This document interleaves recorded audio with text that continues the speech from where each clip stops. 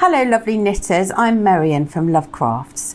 We've had so many questions from our knitters about how to fix common mistakes. So here's a little video to help you learn how to fix them. Let's get started.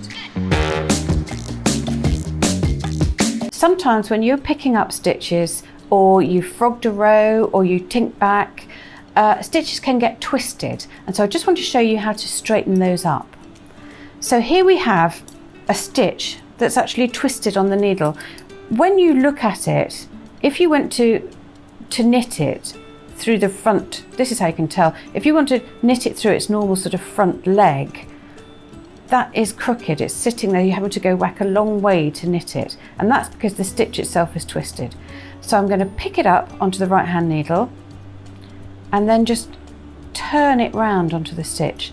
Now you can see that when I'm going to knit it, the front leg of the stitch is leaning forwards, and that's what we want it to be. So if you find that you've got a twisted stitch, and I'll twist this one just to show you, you won't be able to knit very easily into the front of the stitch. So we just pick the stitch up, turn it round, and then you can knit into the first leg of the stitch in the right way. And that's how you untwist a stitch.